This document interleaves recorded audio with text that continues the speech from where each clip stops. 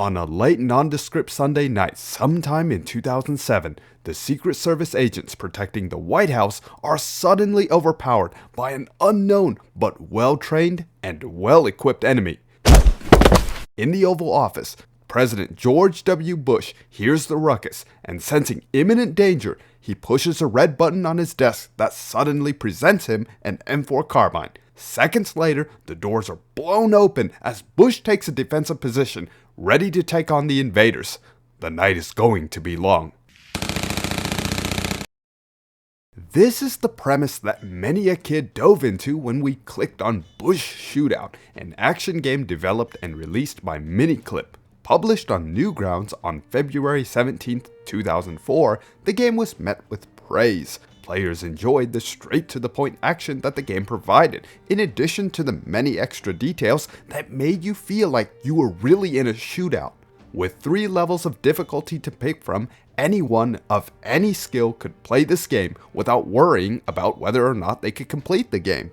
The controls of the game are simple, with the mouse acting as the primary control, where you take aim and fire. To duck away from enemy fire, simply lower your mouse below the barrier Bush is hiding behind, and he'll take cover. If you need to reload before the magazine runs empty, press R and you will refill yourself with ammo to continue fighting. Speaking of fighting, the first level, Oval Office, puts Bush against 25 terrorists. Despite mowing scores of them at the door where they stand, enemies continuously pour through, and the shootout shows no signs of slowing down. Now, I've got to give a mad shout out to the developers who worked on this set piece because the environment itself comes to life during the gun battle.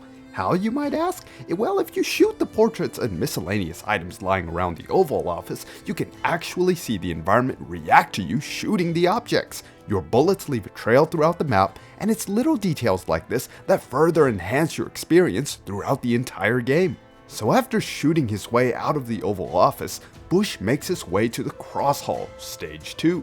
With Colin Powell being hauled away by the bad guys, there's nothing Bush can do, so taking cover once again, another gunfight ensues. This time, 30 enemies rush, attacking from all directions. In the mix, fleeing Secret Service agents are caught in the crossfire, and after Bush is able to eliminate all of the threats, he begins to make his way to the East Room.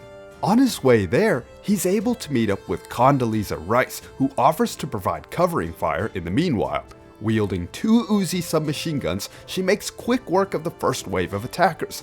However, with 30 total enemies coming yet again, Bush and Rice manage to fend off the invaders. With this, Stage 2 is completed, leaving only one more mission to complete.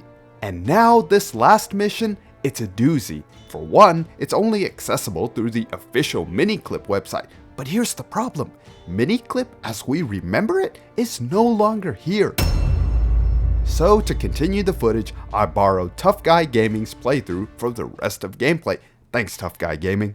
So Stage 3, The Escape, starts with Bush making his way downstairs when he's forced to fight yet another onslaught of enemies. This time, the game deviates from the third-person shooter perspective and puts you in first person. But with no cover, you must shoot quickly and accurately to keep yourself from being overwhelmed with enemies. After Bush finishes them off, he makes his way outside where the last remaining bastion of the invaders await. Taking cover behind a piece of fallen rubble, he engages the group with his trusty carbine, taking them and their transport vehicle out.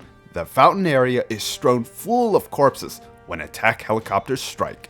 Luckily for him, Condoleezza Rice shows up, this time with a rocket launcher, and using this, Bush is able to fend off not 1, not 2, but 3 Hind attack helicopters. But the battle isn't over just yet, because in a final last-ditch effort to get the president, the enemies send in a van packed full of explosives, barreling straight towards him and the White House. And with one well-placed, accurate shot, Bush manages to stop the van, and has successfully defended the White House from all enemies, foreign and domestic.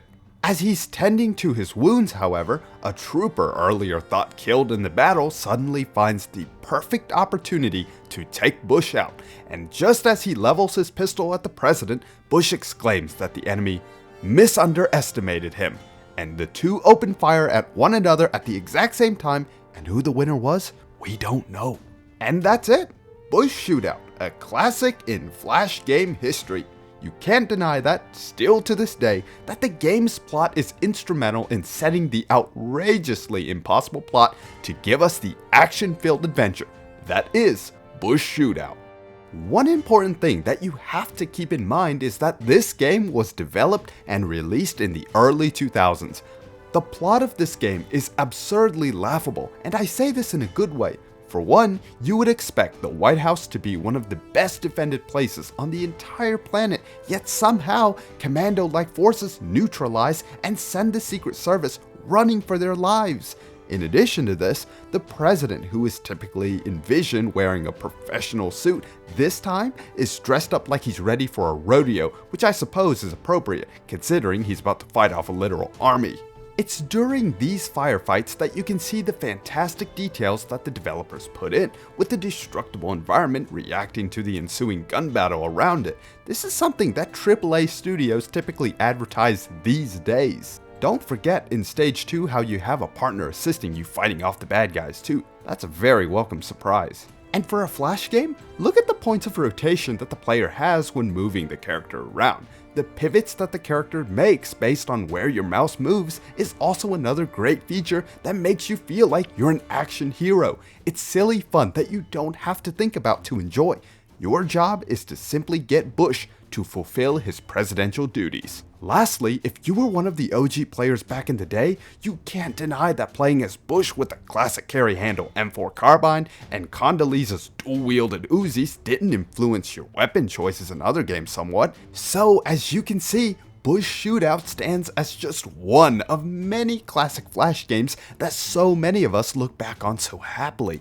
It encapsulates an era of games where nothing sat between the truly unleashed wild creativity of developers and the anticipating appetite of the players, and while those days unfortunately are over, the simplicity, charm, and sheer fun that these games provided us not only transcended their technological limitations, but gave so many of us memories that we can not only appreciate, but also call on as a new era of games are ushered to new generations of players.